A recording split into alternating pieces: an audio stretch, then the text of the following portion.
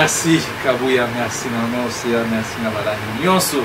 pour vous faire la mission confiance pour l'émission du début jusqu'à la fin. Mais ce moment n'a pas tina émission na oseka parce que tant on travaille que gratuité de l'enseignement au Florence bazota ngaoyo zamelana kala chilo monenga bomimbo kana mona ezana onde moni ba jamais banderi chilombo etarandenge tarandenge chilombo bomédication bana biso toseka makambo te po tozana esengo tozoseka ngo parce que za mawa tala bisa bino que non nakenda ko vérifier l'école mona masina na kimbaseke pe nakenda na bombu appel la gratuité de l'enseignement sur le chilombolisé et maintenant de 7h30 ti 11h juste ba osaka appel bana baleki bele bato non yo Bruno lekisi mutu muke tala ye kuna banini lelo bomoi na miso ya mama nani mama na benga wana ni mama nani nyakeru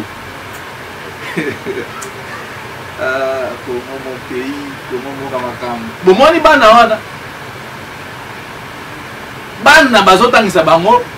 kombo ya Moise Tshisekedi bana Kongo bayebi yango te bamisu bazobenga nyakeru bamisu bazobenga makero donc tozo comprendre te pour la kotalisa bino que même na ba enseignant même na bano bazo former beliti ya lobby baza na problème.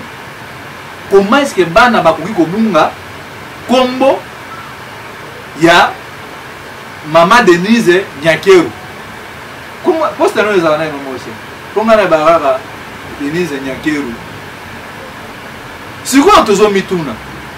Mama Denise Nyakeru akolongola molakisi wana ou bien bakobenga na bana wana na école. Parce que ça qui une façon peut-être ya ko humilier. Tala dimension mboka na biso ozokende. Tala bisika oyo ke non balakisi bazoli ya bien te bazo zota même ya ko préparer te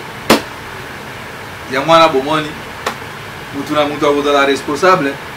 na éducation ya bana na ye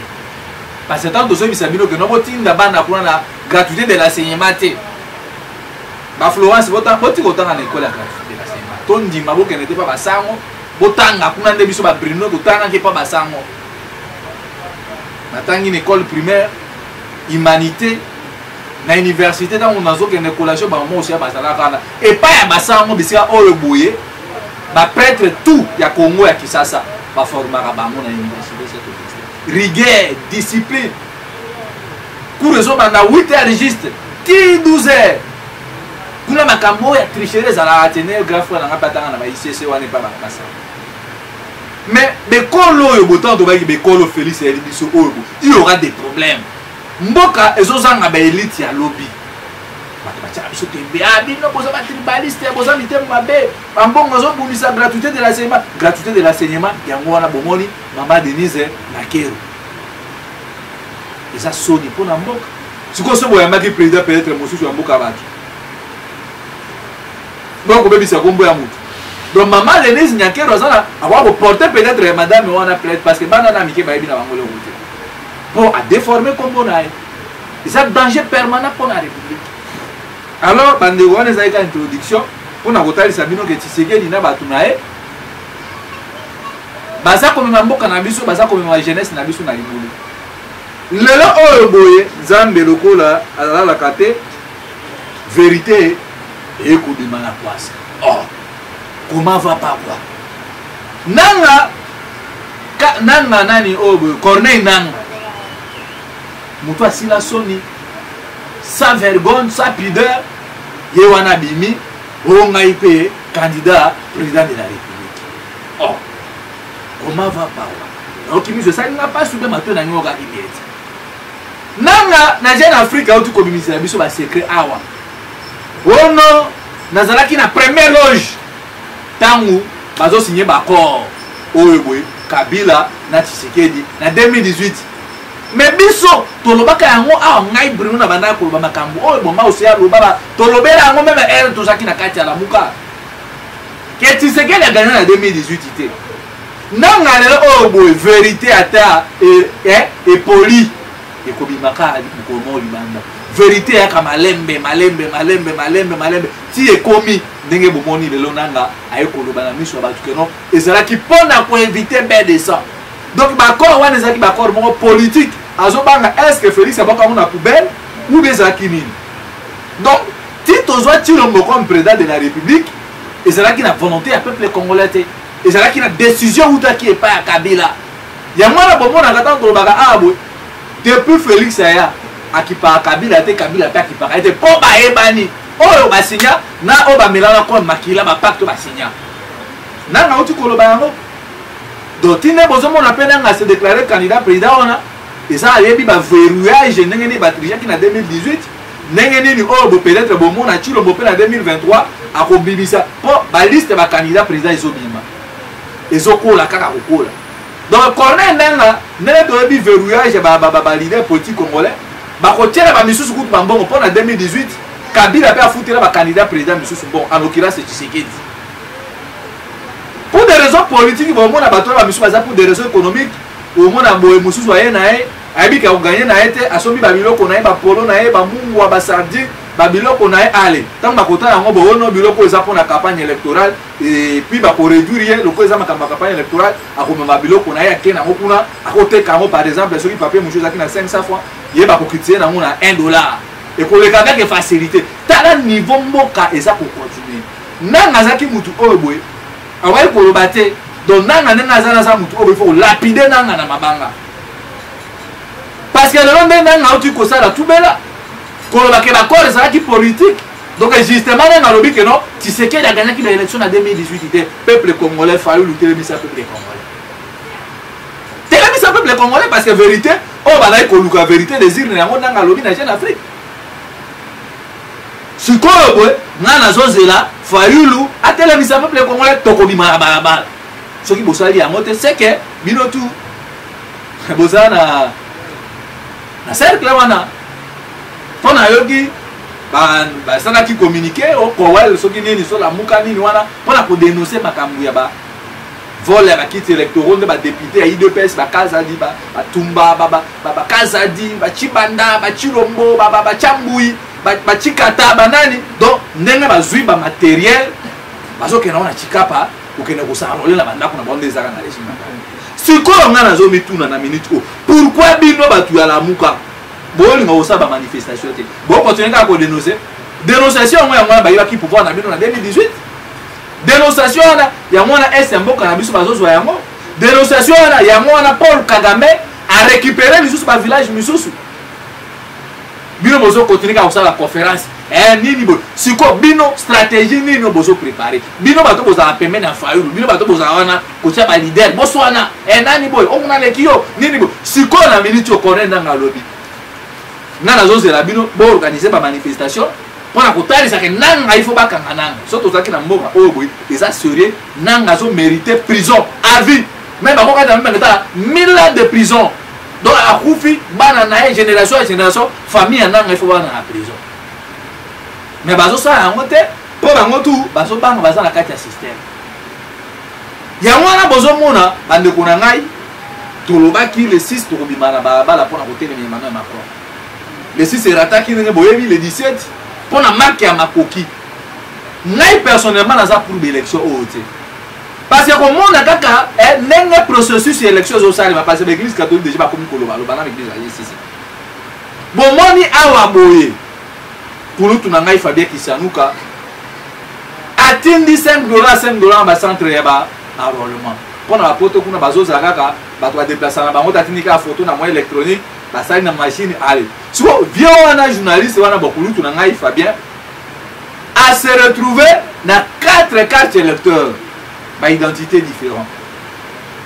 amekaki ateste si réellement musala Denis Kadimé kosalema olenge esengeli donc botala sikoyo bobiloko abolikola $5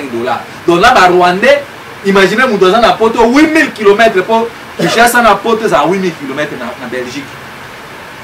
aresir kopiége enrôlement oyo ezosalema moto aza na 8000 km imagine sikoyo moto aza na Congo Brazzaville moto aza na Burundi oyo aza na Angola oyo aza na Rwanda sikoyo na barwandais baenrôle bango parce que biloko wana tolobaka yango awa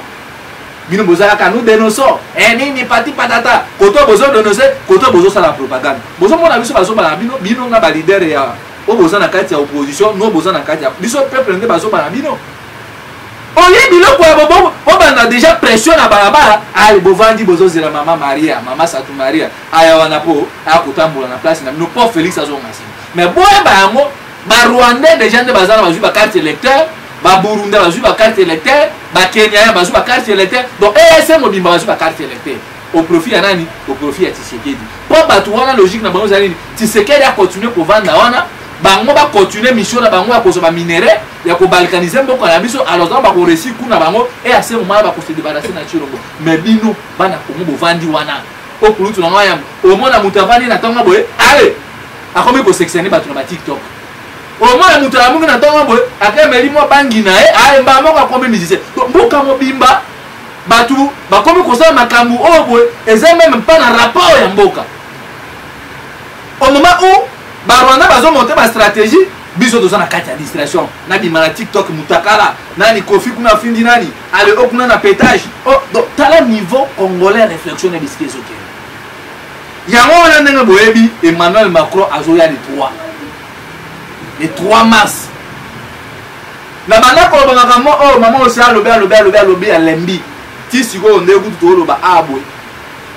Pape J de on a biso Jenny mwana mama Océan ba empoisonnaki bango baza ba musicien nzambe baninga na bango ba okeli mwana mama Océan motema likundu bateli poisson mais tozo bunda tozo zalisa bino botala donc tant mana ko lisa bino bazo luka mama Océan nde bomoni bake koleka na sima ya mwana na mais bozo mona mama Océan tinga zo sa be mission aosa ngo poza musala o andima ko s'engager pour na mboka mais aza kutu mutu teke na ko ya basa be mission parce que mwana na na minute o baza empoisonné ba pasteur bakitaki wana ba pasteur pe église na bango bayaki ngai moko pe na mandeko misu to kana otala mwana mama Océan bisika zali mais Zambe na bino pe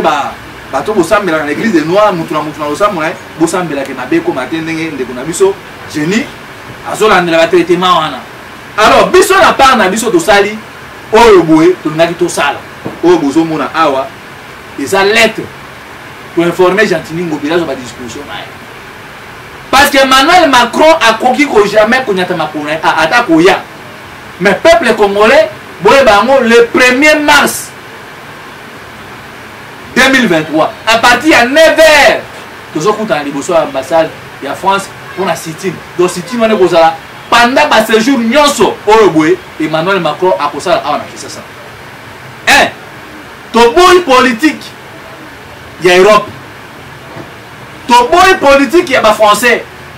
toboyi visite ya Emmanuel Macron parce que Emmanuel Macron aza policier ya ba américain bazotindaka epo aya awa boy tandis que aya ko négocier tandis que bangonde mutu baza ko favoriser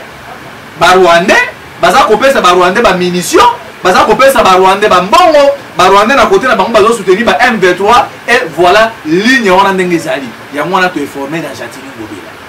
le 1er mars tozo bengisa ba journaliste tozo bengisa ba résistant tozo bengisa ba congolais tout bisika bozali to kutana déjà parti ya Sosimat na tongo wana diagonal wana ambassade de France ezali wana yaka ekozala lumbe à partir déjà 9h tozokitana pour la sit-in pour la kotalisa que non nous ne voulons plus de la France na kati ya politique ya mboka na biso relation na biso ba français fait katana balobaki awana mali nga kaboni na France économie na bango kokufa peuple malien bazalaki déterminé peuple ya Guinée Conakry ba boyi coopération na ba français est-ce que kuna na Guinée boki ke ba kufi jeune wana ya Burkina Faso âgé de 33 ans alobi pas question Mali faut bazonga na mboka na bango bon moi na Burkina Faso ba tumba donc ambassade de France ezalaki donc ya kokoya to lembi déjà politique ya ba français soki bino bozo continuer ka non ba français nini boy to continuer ko sa coopération na batu wana balingi biso te Emmanuel Macron tinenga zo ya wana nane to zo ba président africain bazo ya ba Kagame ba nani bazo ya pona biso te bazo ya pona ba miel o bakuti awa boy ndebo monaki wana tozo sensibiliser déjà ba jeune mais ça déjà ko bongama ça lundi mercredi plutôt le 1er mars tozo va transport inde moi na Congo tellement avec kanda tellement avec détermination pour na koloba Emmanuel Macron, on ne veut plus de vous. Tous on a besoin de coopérer na batu oyoboy, baso respecter peuple congolais. Tous on a besoin de kono ba français baso ka décision, ba no makaba président, ba dictateur biso na politique na bango mabe, ya homosexualité, ya makamodo ya ezangatina. Donc tinde bozo mona Emmanuel Macron zo ya wana. Ezali parce que ba pays Afrique nyonso komi koboya nini, e komi koboya batu wana ba français. Et puis boya ba ngo exactement que n'est pas kanisa ki kono Chilombo ye mutu asali diplomatie agissate to balongola embargo non ezala ki boyebi à l'époque tant en France Emmanuel Macron ba pesa na point na bango na ONU à l'époque po ba boya kolongola biso embargo au détriment ba pays misu sur le col Rwanda tant biso tozana ba problème bazo ba mbongo belé bazo pesa ba Rwanda ba 20 milliards de dollars américains. Alors, tant que Emmanuel Macron et Joe Biden sont l'Union européenne, ils ont perdre Mali, côté à or, pour perdre Burkina Faso, pour perdre pays Bédé. Alors, qu'est-ce que nous devons faire? Si nous devons perdre le Congo et qu'on a en défaveur d'Abisso, qu'est-ce que nous devons faire? Il faut que nous embargo pour qu'on soit sympathie. Il y a des Congolais, le quoi, des dirigeants faibles. De momona awaboeta mbola oh non Chilombo diplomatie fouti mutu a pesé na biloko na pe longa n'est-ce pas France n'est-ce pas Emmanuel Macron ya ngona bozo mona est-ce que bato na balingi biso bo depuis balongoli embargo combien de minduki oh biso to sombi combien boy bisa ngai pour vous dire que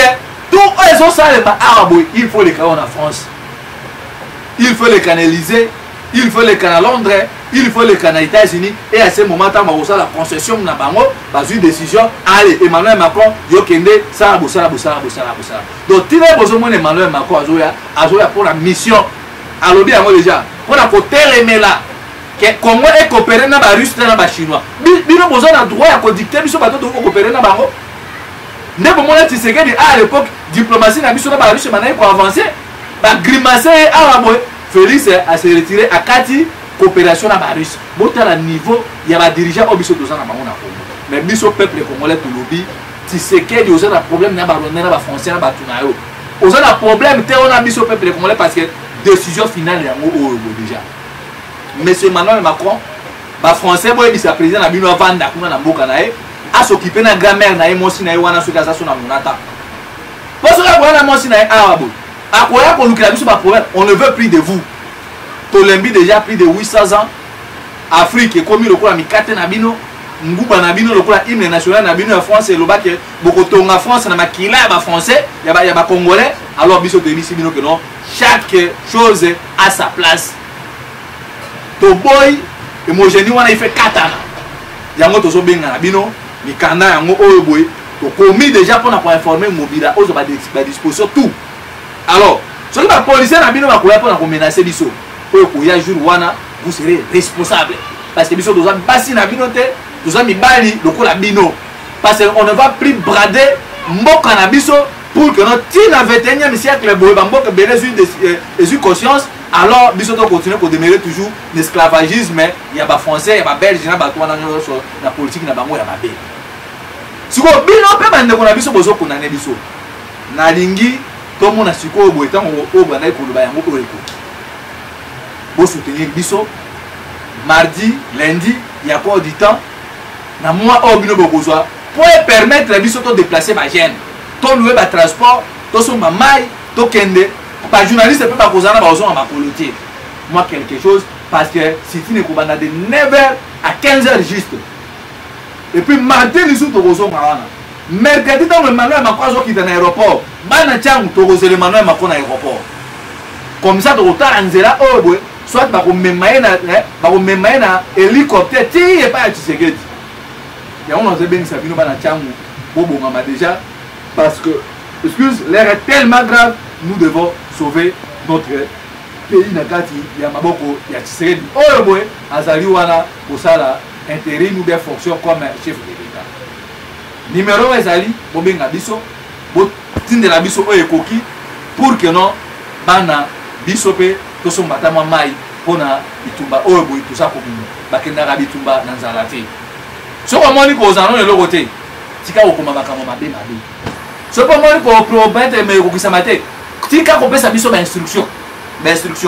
parce que ça na bato ebele bazoloba bazokoma banini bobima boyeba oke non ata na mboka nyonso soki moto aza na nzala akobunda bitumba malamu te. Alors plus 243 kabuya ezosala ngasi 81 73 11 702 plus 243 81 73 11 702 wana nde okokomela biso. Mais pour le moment, ils attaquent au commentaire, ils attaquent au bout. Il faut tous les canaux action. Moi, les soudis na ozanamo pour permettre biso. Mercredi à partir déjà à 7h30 pour le transport pour na kokita na centre-ville na go médecin au bout ambassade ya France ezali wana côté ya Europe société. Ngana bino okutani na mikolo ezali koya soki nzamba lingi matondo Congo okolonga Congo pour libérer à mon aboko ya ba Rwandais Chilombo na baninga na nyonso oyo boy bazoluka kozamboka na biso batekala. Merci.